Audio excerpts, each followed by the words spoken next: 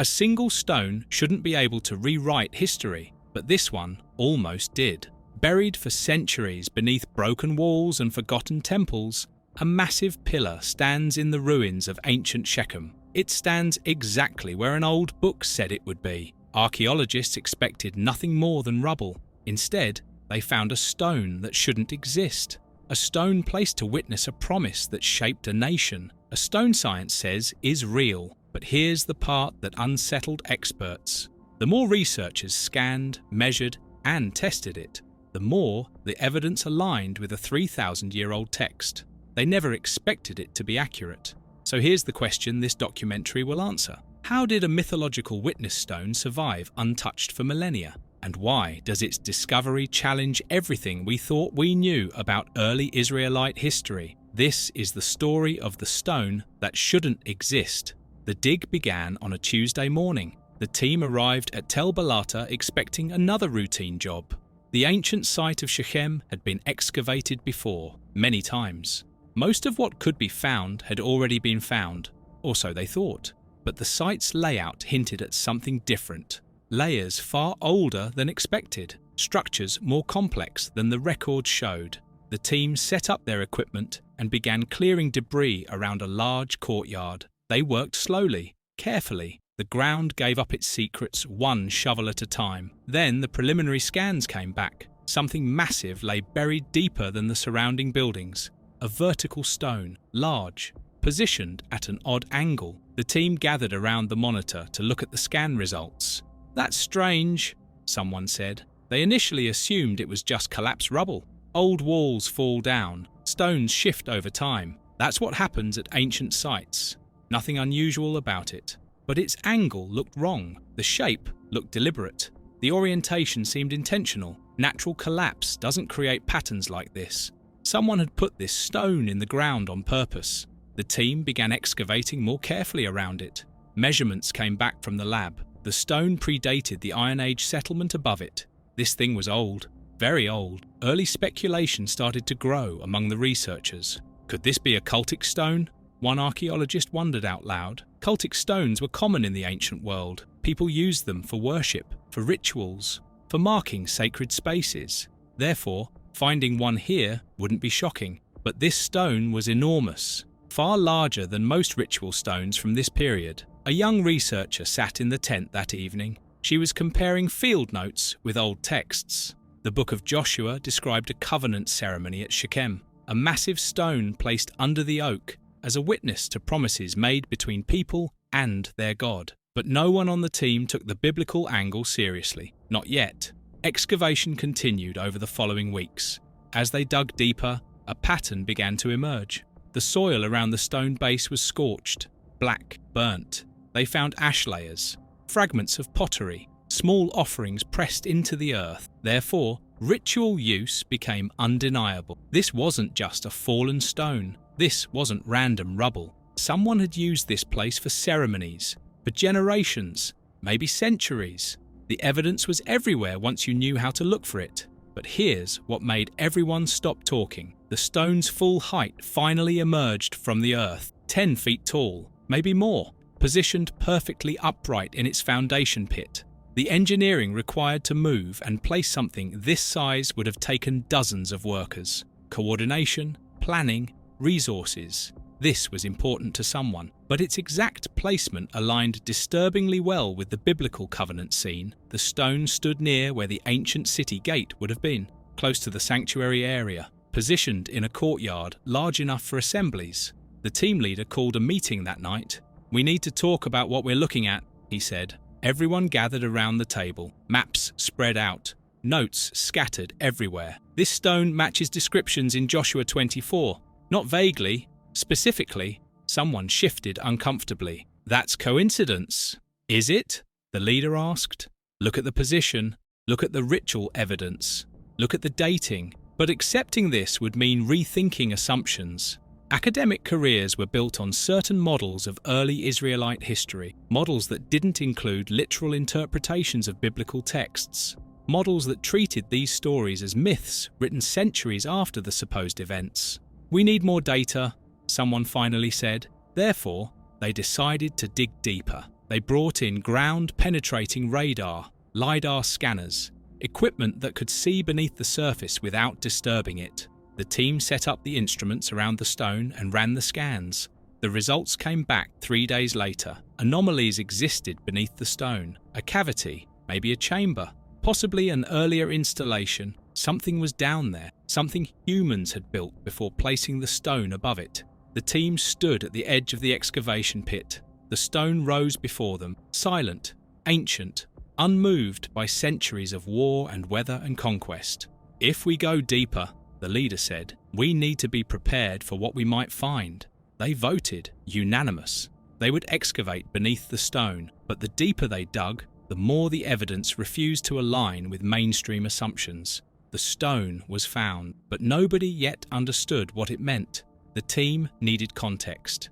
They dove into regional research, looking for parallels. Cultic standing stones existed all over Canaan from this era, but rarely did they match this size.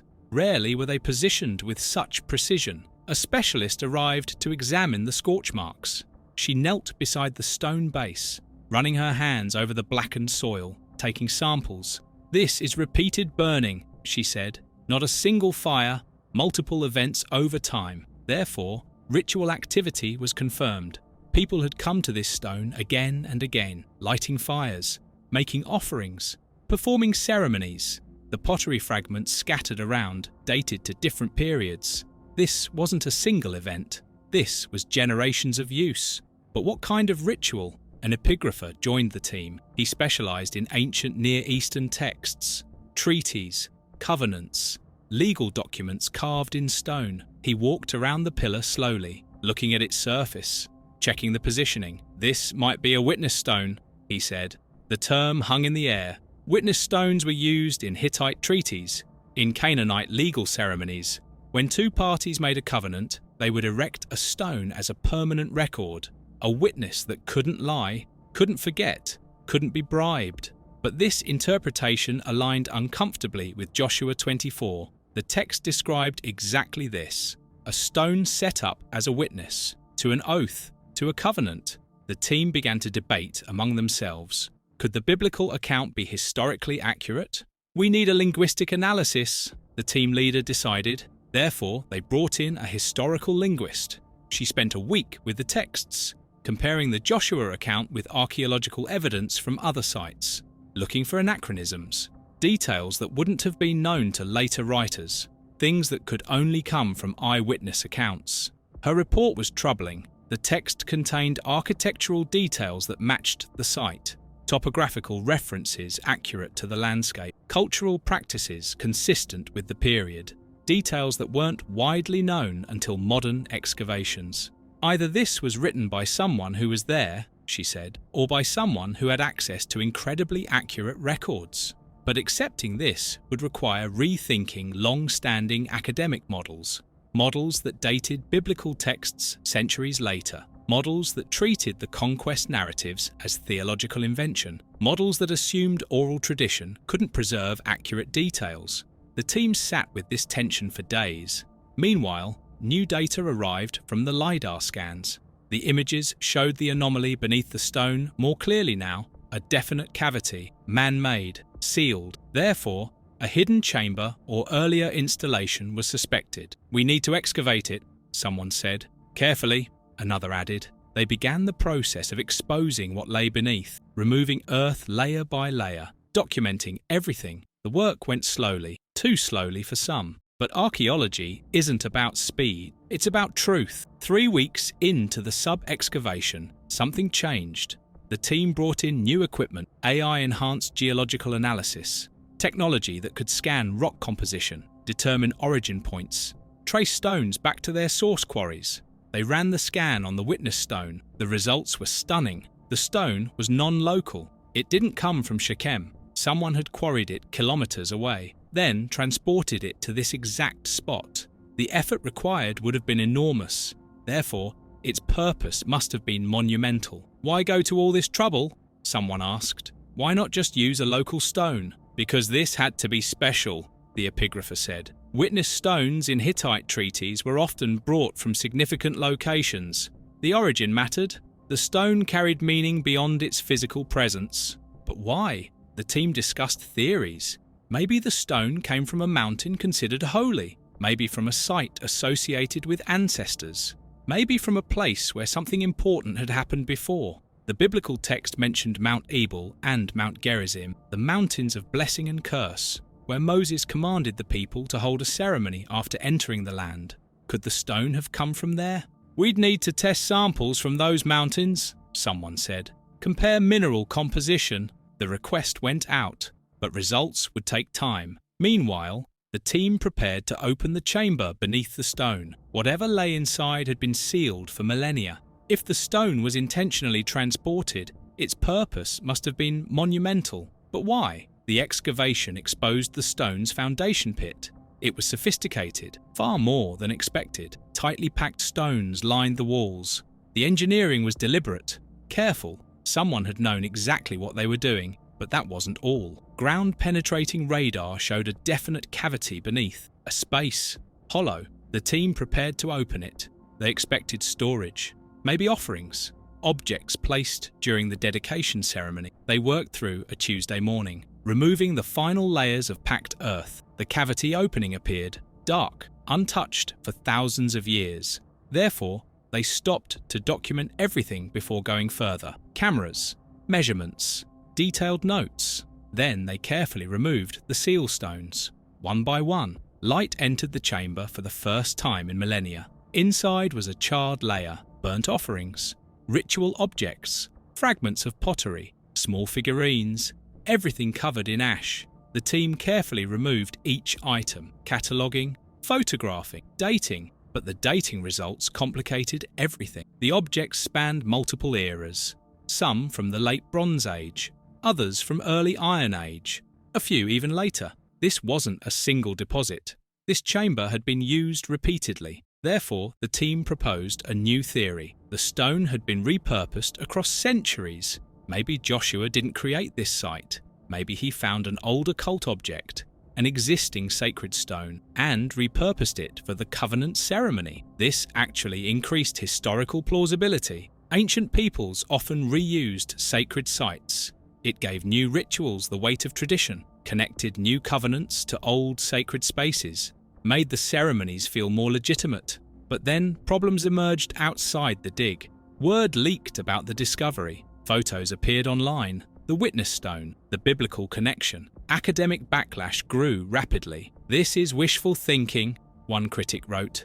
"Religious archaeology," another complained. "They're seeing what they want to see," a third added. But leaked photos intensified public interest. News sites picked up the story. Social media exploded. Suddenly everyone had an opinion. Some praised the discovery, others dismissed it. The debate became heated. The team tried to stay focused on the work.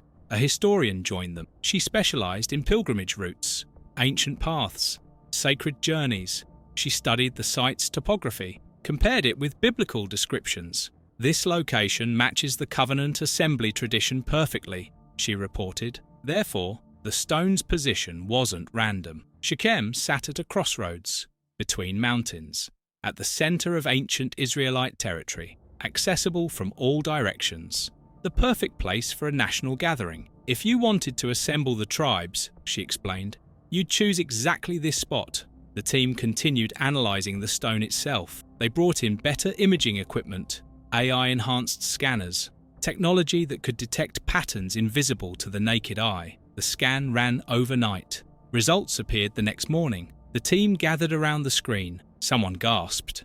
The stone face showed faint geometric patterns, shapes, lines, possibly writing, but erosion made them unreadable. "Can we enhance this?" the team leader asked. "We're trying," the technician said, but 3,000 years of weathering destroyed most detail. They ran multiple enhancement algorithms. Each revealed slightly more, but never enough. The patterns remained mysterious, tantalizingly close to readable, but ultimately unclear. This was the pattern repeating itself. Every answer led to another question. Every discovery revealed a deeper mystery. The stone gave up its secrets slowly, reluctantly, but what they had learned so far was undeniable. The stone was deliberately transported, carefully positioned, ritually significant. used across centuries, located exactly where the text claimed, surrounded by evidence of covenant ceremonies. "We need to test one more thing," the epigrapher said. He explained.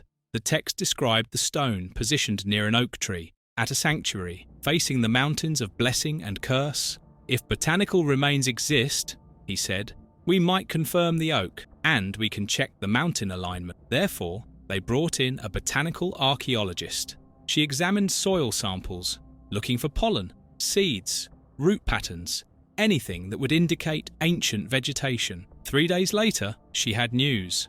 "A massive oak once dominated this exact spot," she said.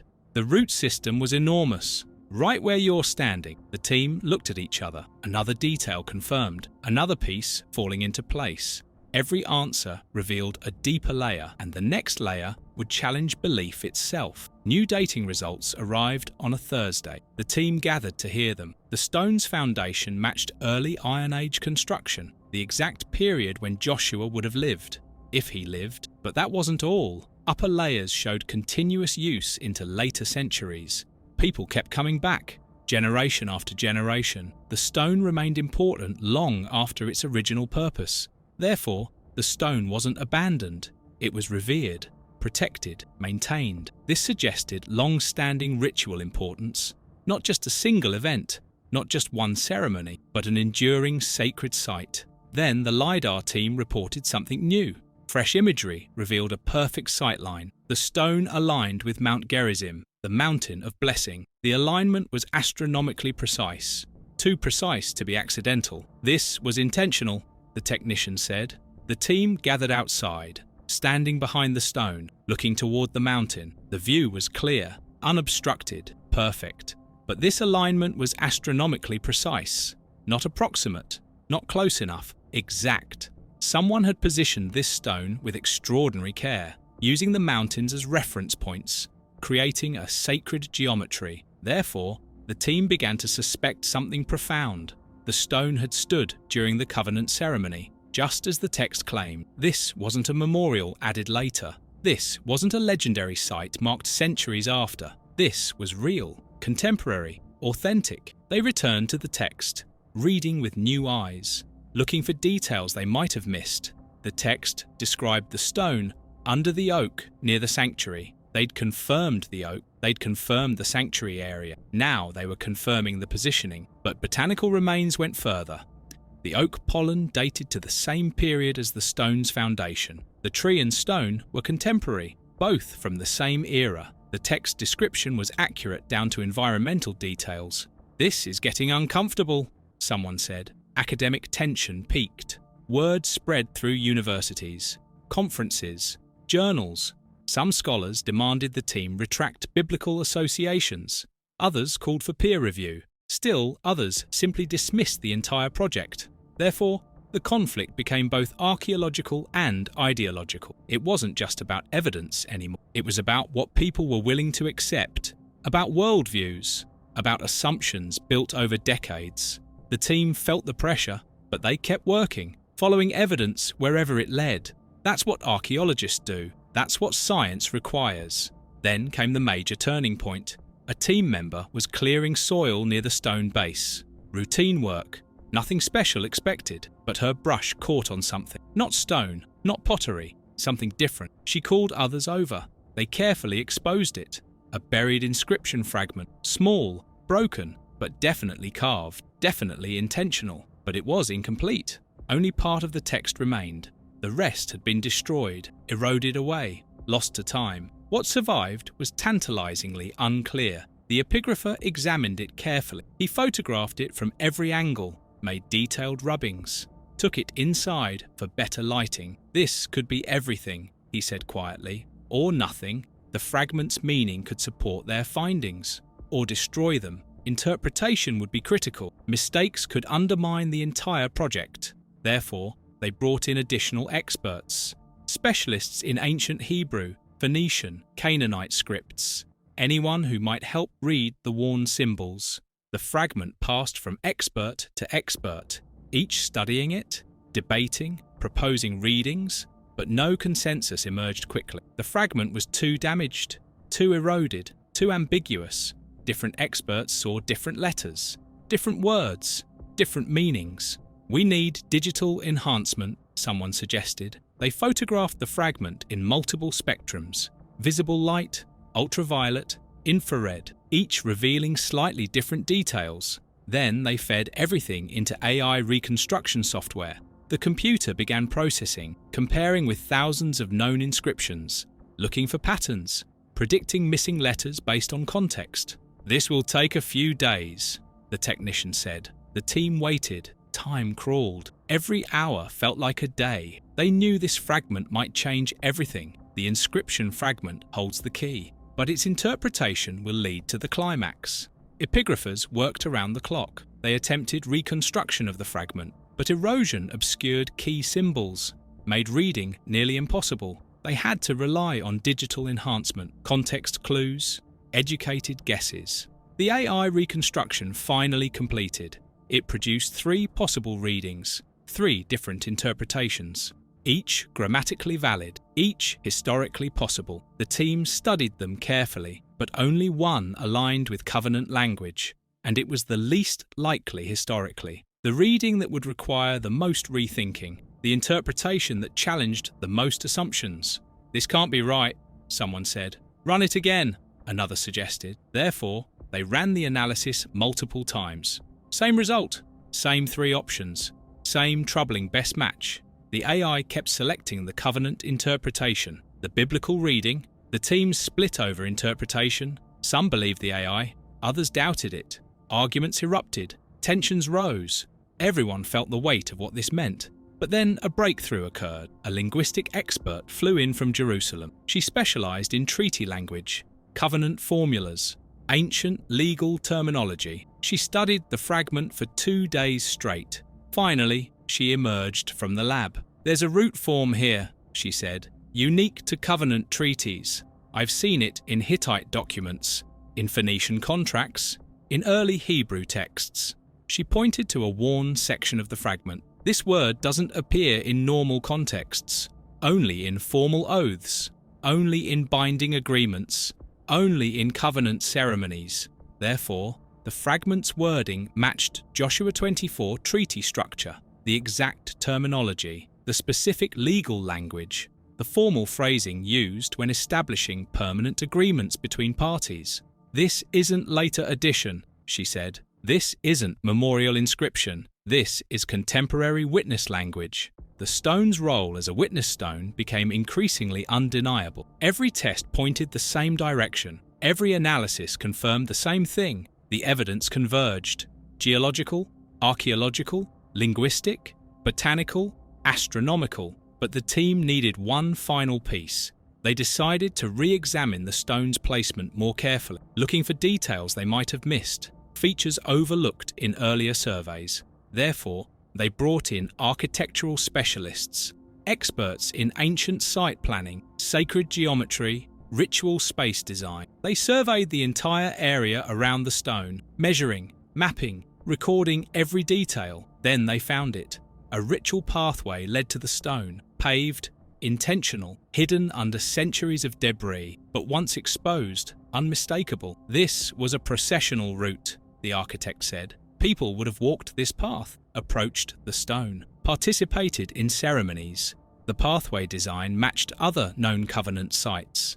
But there was more. The pathway aligned with the sunrise on specific dates, equinoxes, solstices, significant calendar days. Someone had planned this carefully. Everything pointed to a single conclusion, multiple lines of evidence, all independent, all converging. The stone was transported intentionally, positioned astronomically, used ritually, inscribed legally, approached ceremonially, maintained continuously. Therefore, all evidence converged toward one shocking reality. The biblical witness stone wasn't mythology. It was history, physical, verifiable, standing. New subsurface scans arrived. The technology improved.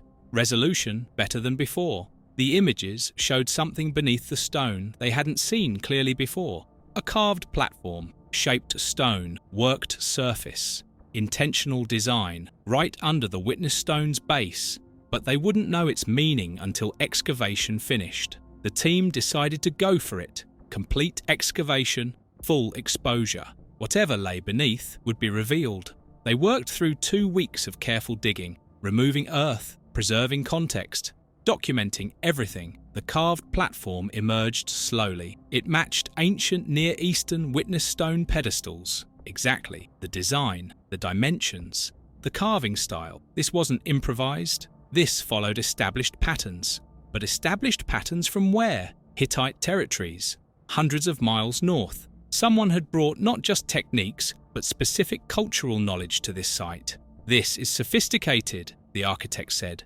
This is international. This shows contact with major Near Eastern powers. Therefore, the early Israelites weren't isolated tribes.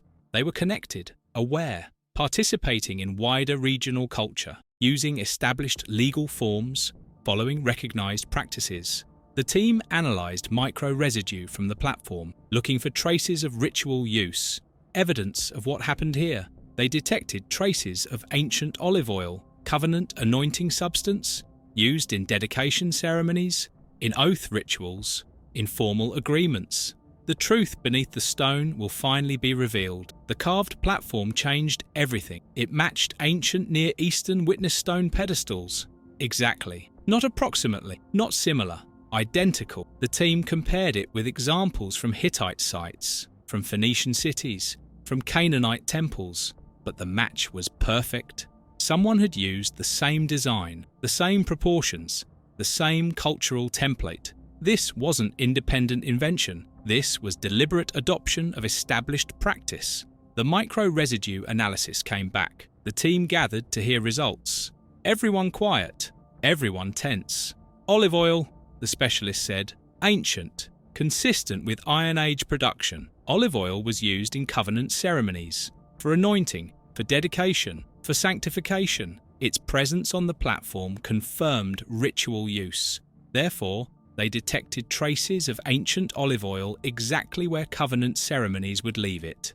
The stone's positioning, its ritual use, its geology, its transport, its inscription fragment, its carved platform, everything converged.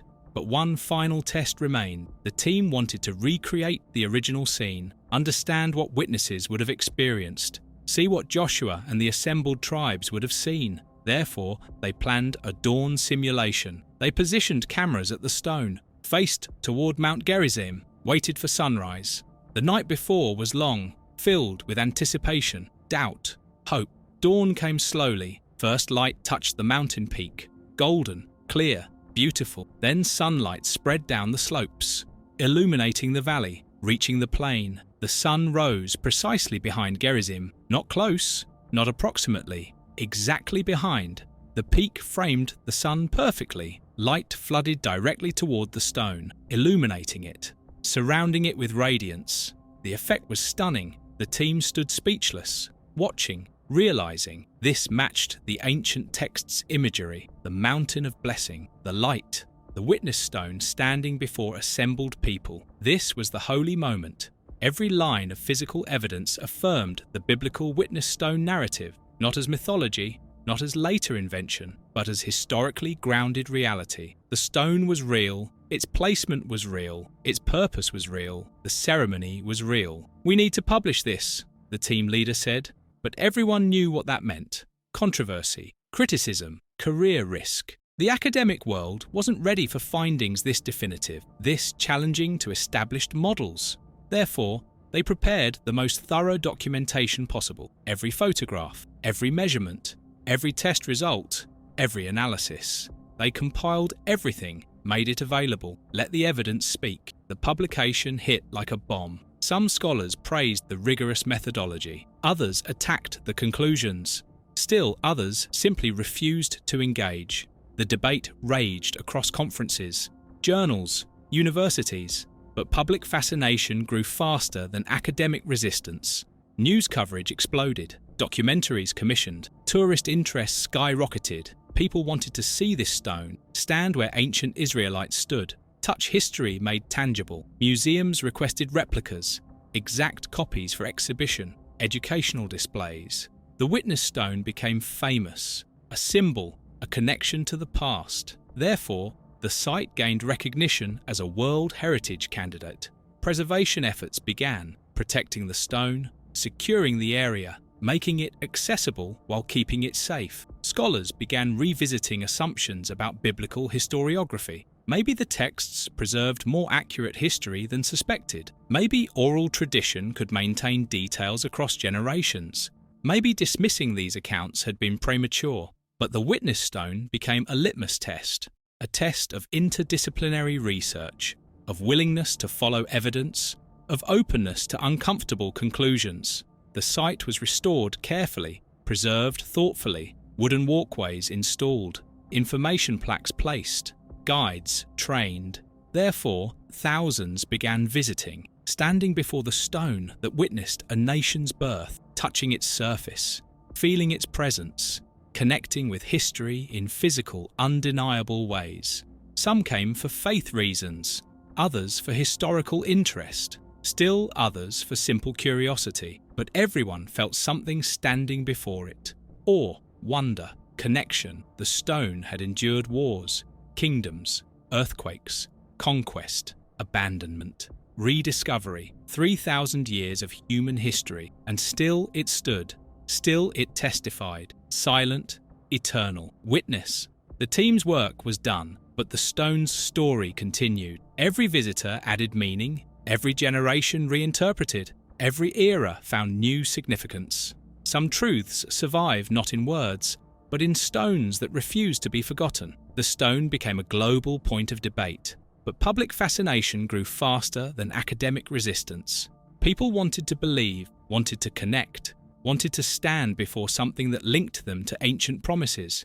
Tourism exploded at Tel Balata. Tour buses arrived daily. Pilgrims, scholars, skeptics, believers, families, students, everyone coming to see for themselves. The stone drew them all. Museums worldwide requested replicas, perfect copies for exhibition. Educational institutions wanted casts. Universities ordered documentation. The witness stone became a phenomenon. Therefore, the site gained recognition as a World Heritage candidate. UNESCO began evaluation. Preservation experts arrived. Archaeologists drafted protection plans.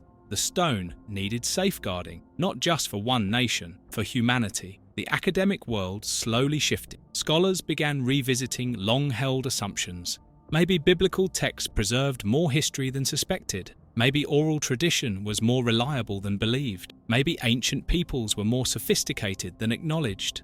But the shift was slow, painful for some, liberating for others, required rethinking careers, rewriting textbooks, reconsidering theories. The witness stone became a litmus test, a test of intellectual honesty, of willingness to follow evidence, of openness to uncomfortable truths. Young archaeologists studied it differently, not dismissing texts automatically, not assuming mythology by default, but investigating carefully, testing thoroughly, letting evidence lead. Therefore, interdisciplinary research grew. Teams combined archaeology with linguistics, geology with theology, science with humanities, breaking down old barriers, creating new methods. The stone itself remained unchanged, standing, silent, same as always, but human understanding transformed around it. The site was finally restored and preserved, carefully, respectfully. Wooden pathways protected the ground, glass barriers secured fragile areas. Information plaques explained findings in multiple languages. Therefore, thousands visited regularly. They came at dawn like the team once did, watching sunrise behind Gerizim, experiencing what ancient witnesses experienced. The light, the mountain, the stone. Some touched its surface reverently, others photographed. Some prayed, others simply stood, each finding their own meaning. One elderly woman visited from Jerusalem. She stood before the stone for an hour, silent, tears streaming. Finally she spoke. "My ancestors stood here," she whispered, "made promises, meant them." A young secular archaeologist visited, skeptical, analytical, scientific. He measured, noted, photographed. But at sunset he sat beside the stone. "I didn't expect to feel anything," he admitted later. But standing there, history felt real, not abstract, real. Families brought children, explaining, teaching, connecting them to heritage, to identity, to stories passed down through generations. This stone heard promises, parents told kids, and kept them secret for thousands of years. The emotional impact transcended religious lines. Muslims came, Christians, Jews, secular scholars. Everyone found something, because some truths are bigger than belief systems. Some discoveries connect to human fundamentals: memory, promise, witness, permanence. The stone endured. That was the message. Through everything, through war and peace, through belief and doubt, through certainty and questions, it endured. Researchers continued studying it. New technologies revealed new details, each generation asking new questions, finding new answers. But the basic truth remained. A stone described in an ancient text as a legal witness was found exactly where claimed. Every new layer of analysis confirmed it. That shouldn't have been possible, but it was. The team members moved on to other projects, other sites, other mysteries, but they carried this experience, this moment when evidence aligned so perfectly, so unexpectedly. "I'll never forget opening that chamber," one said years later, "knowing we were first to see inside in millennia. The sunrise," another remembered, "when light hit the stone exactly right. I believe then. It changed how I think about texts," a third admitted. "Made me more careful, more open, less dismissive. The stone changed everyone who worked on it, who studied it, who stood before it, because it proved something important. The past isn't just stories, it's stones. Physical, touchable, real. And some stones remember what humans forget. The witness stone stands today, same as it stood 3,000 years ago. Same position, same purpose, still witnessing to promises made, to covenants kept, to history preserved. Visitors still come, still touch, still wonder, and the stone accepts them all. Silent witness to every generation, a stone that shouldn't exist, but does, and will endure long after we're forgotten. Still standing, still witnessing, still refusing to let truth die. Some truths survive not in words, but in stones that refuse to be forgotten.